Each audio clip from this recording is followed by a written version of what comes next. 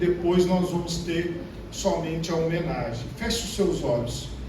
Pai Todo-Poderoso, muito obrigado, Senhor amado, pela oportunidade de estarmos aqui reunidos como ministério dessa região eclesiástica 1003.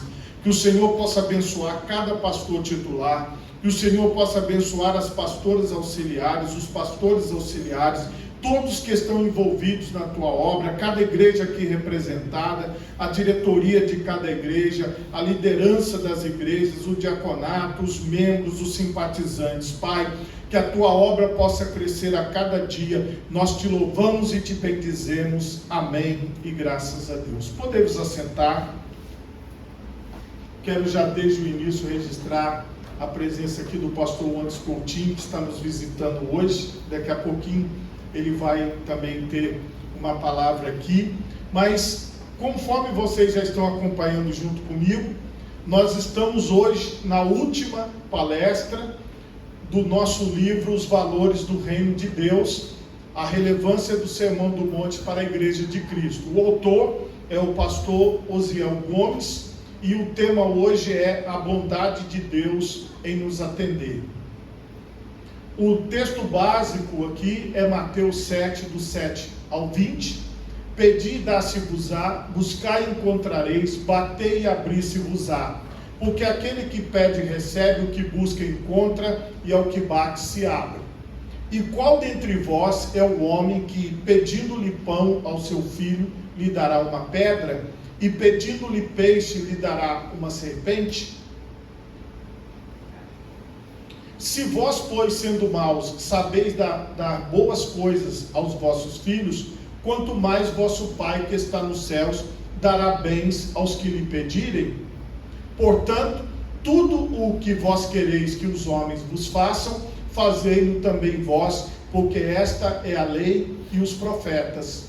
Entrai pela porta estreita, porque larga é a porta, espaçoso o caminho que conduz à perdição, e muitos são os que entram por ela. E porque estreita é a porta, e apertado o caminho que leva à vida, e poucos há que a encontrem. Acautelai-vos, porém, dos falsos profetas, que vêm até vós vestidos como ovelhas, mas interiormente são lobos devoradores. Por seus frutos os conhecereis. Porventura colhem-se uvas dos espinheiros e figos dos abrolhos? Assim, toda árvore boa produz bons frutos, e toda árvore má produz frutos maus.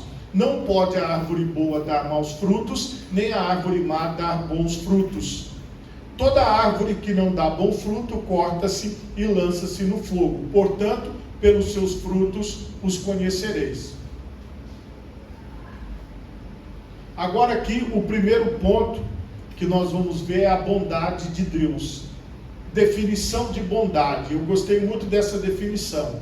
A palavra bondade é definida como qualidade ou caráter de bom, boa índole, benevolência, brandura e boa ação. Você vê que é bem profundo o significado. Agora, filosoficamente, a bondade é descrita como sendo o princípio mais elevado da moral.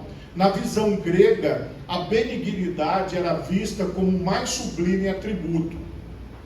Assim, a bondade, no aspecto filosófico, é vista como um valor que é atribuído à ação de uma pessoa. A bondade é um dos atributos de Deus, mas não do homem. E eu gostei muito dessa frase, porque o homem, por natureza, ele tem a maldade, todos os seres humanos. E na visão aqui do próprio Senhor Jesus, que ele vai colocar, Deus é que é o bom, Deus é que é bom. O apóstolo Paulo declarou: porque eu sei que em mim, isto é, na minha carne, não habita bem algum, e com efeito o querer está em mim, mas não consigo realizar o bem. Romanos 7,18, que é um texto que todos nós conhecemos também. Ao pecar, o homem se tornou um ser desprovido da justiça original e sem estima para com as coisas santas relacionadas a Deus, passando a ter a tendência para o mal e para práticas imorais. Daí a razão da ênfase de Jesus para o novo nascimento. E tudo isso, quando a gente lê o Novo Testamento, nós observamos que é a natureza humana caída, corrompida, porque todos pecaram. Somente entrando pela porta estreita e pelo caminho apertado de Mateus 7,14, podemos desfrutar da graça divina e ter a nossa natureza transformada para de fato fazermos o que é bom. 2. A bondade de Deus no aspecto bíblico. Nas Escrituras Sagradas, a bondade é definida como a qualidade do que é bom. Deus é bom por natureza, por isso João disse que ele é amor e fonte de toda a benignidade, de modo que podemos expressar que o real e verdadeiro bem é transcendente e está em Deus. Isso é muito importante porque, ouvindo muitas pessoas falarem, o que acontece? Quando, por exemplo, uma pessoa prega que Deus vai praticar o mal ou vai fazer o mal, ele deixa de falar qual é a essência de Deus. E por isso que, por exemplo, existe muita discussão entre os arminianos e os calvinistas na internet por causa disso, por essa questão essencial do fato de Deus ser amor e de Deus ser bom. Então, isso é uma discussão que acontece muito na internet. O texto de Mateus 19, 16 a 26 mostra a pergunta do jovem rico a respeito da vida eterna. Bom mestre, que bem farei para conseguir a vida eterna? Então Jesus pergunta, por que me chamas bom? Segundo a Bíblia de aplicação pessoal, Jesus deixa claro ao jovem que a salvação não vem por meio de boas obras, se estas não forem acompanhadas pela fé e pelo amor de Deus. A fé e o amor são implantados em nossos corações mediante a ação do Espírito Santo, que isso também é algo bastante claro. Se a natureza é pecaminosa e ela não pode amar por si só, somente através da ministração do Espírito Santo é que esta bondade, é que este amor pode ser efetivado nas nossas vidas. 3. A bondade de Deus no aspecto teológico. Teologicamente, o termo bondade é amplo e envolve santidade, retidão, verdade, amor, benevolência, graça e misericórdia. Logo fica evidente que apenas o Deus da Bíblia é verdadeiramente bom. Podemos ver a bondade dele no seu amor para conosco. E o texto clássico de João 3,16. Porque nessa essência de Deus nos amar, é que aí a bondade nasceu. Amor que revela a perfeição divina. Também podemos ver a benignidade do Senhor no seu cuidado conosco, atendendo às nossas necessidades. Nós sempre ouvimos essa frase que tem às vezes em muitos filmes, que Deus é bom o tempo todo, Deus é bom, e às vezes as pessoas tentam colocar dúvida na nossa mente. Será que Deus é bom mesmo? Será que, se Deus fosse bom, por que acontece tal e tal coisa? Por isso que a gente tem que se imbuir dessa certeza do que a palavra de Deus diz. O Senhor é bom e a sua graça é dispensada até para os que não merecem nada. Mesmo sendo imperfeitos, jamais daremos aos nossos filhos uma pedra por pão ou uma serpente por peixe. Então, o que o Deus bondoso não fará em nosso favor, se pedirmos tudo em oração, segundo a sua perfeita vontade? Segundo ponto aqui deste capítulo. Há 2 caminhos para escolher. 1, a porta e o caminho no aspecto bíblico. Ao apresentar as figuras da porta e do caminho no Sermão do Monte, Cristo estava dando ênfase à ação de se iniciar algo novo, uma nova comunhão. A porta fala de acesso a uma nova e viva experiência com Jesus. E vocês vão ver aqui que a definição que ele vai dar é bem interessante, porque assim, quando a gente estuda o texto bíblico, nós temos que analisar o que havia naquela época. A gente tem que estudar um pouco do costume da época para entender. E o caminho é a nova conduta adotada por aqueles que abandonaram a trilha do pecado e agora seguem um melhor e um único caminho. É importante atentar para os costumes da época em que Cristo fez menção à porta e ao caminho. É bem possível que, ao mencionar estes termos, ele estivesse pensando na cidade de Jerusalém, pois as cidades, em sua maioria, eram muradas e tinham algumas portas largas e outras estreitas. Isso aqui é um fato histórico, que você pode comprovar aí através da arqueologia, que as cidades tinham portas grandes e pequenas, mas a definição que ele deu aqui, eu ainda não tinha visto. No período noturno, as portas grandes eram fechadas, permitindo apenas que ficassem abertas as portas estreitas. Por exemplo, isso aqui eu nunca tinha lido em lugar nenhum. Eu achei bastante interessante. Quer dizer, que o morador da cidade sabia onde tinha uma portinha, se ele chegasse à noite ou de uma viagem, um lugar que ele podia entrar na cidade. Essa portinhola era chamada de fundo de agulha. E quem desejasse passar por ela teria de fazer muito sacrifício. E é interessante que quando você olha, estuda, né, as pessoas que fazem os estudos arqueológicos, eles falam dessas portas menores. Mas aqui eu vi a definição de para que elas serviam.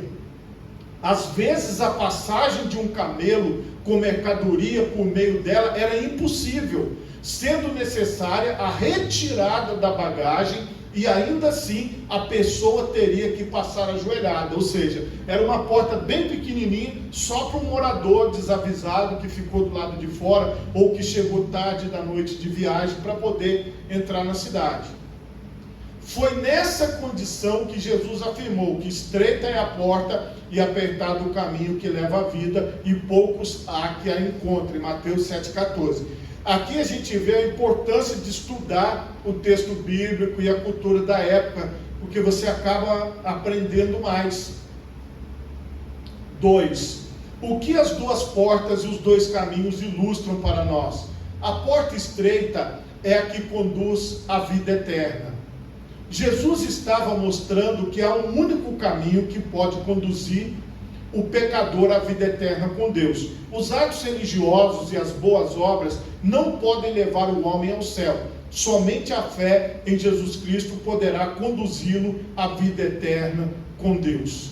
Certa vez Jesus declarou: porfiai por entrar pela porta estreita, porque eu vos digo que muitos procurarão entrar e não poderão. Lucas 13:24. O verbo porfiar no grego significa esforçar-se com zelo extremo, empenhar-se em obter algo. Isso fala do desejo daqueles que querem andar no caminho estreito, que anelam ter um novo caráter e a vida eterna com Deus. 3. A escolha entre os dois caminhos. Neste mundo só há dois caminhos a serem percorridos: o da vida e o da morte, como bem falou o profeta Jeremias. Infelizmente, a escolha de muitos é pelo caminho amplo, pois nele não há restrições, tudo é permitido. Contudo, muitos homens e mulheres escolheram trilhar o caminho estreito, onde todas as coisas são lícitas, mas nem tudo convém. Pela porta larga é possível passar as obras da carne, a prostituição, a impureza, inimizades, porfias, pelejas e todo tipo de pecado. Contudo, o destino da porta larga e do caminho espaçoso é a eternidade sem Deus. Porém, os que escolhem o caminho apertado, um dia vão morar no céu e serão como a luz da aurora e como luzeiros no firmamento, que esta é a promessa de Deus. Terceiro ponto: a mentira dos falsos profetas. 1. Cuidado com as falsas aparências. Na advertência de Cristo contra os falsos profetas, o mestre alerta a respeito da importância de estarmos sempre vigilantes, pois além de perigosos e de seduzirem outros ao erro, os falsos profetas são lobos disfarçados de ovelhas. Sabemos que o lobo é o predador das ovelhas e que elas têm pouca capacidade de fazer sua defesa. Jesus fez menção aos falsos profetas logo depois do ensino a respeito dos dois caminhos, pois estes, com suas mentiras, acabam levando as pessoas para o caminho espaçoso que conduz à perdição.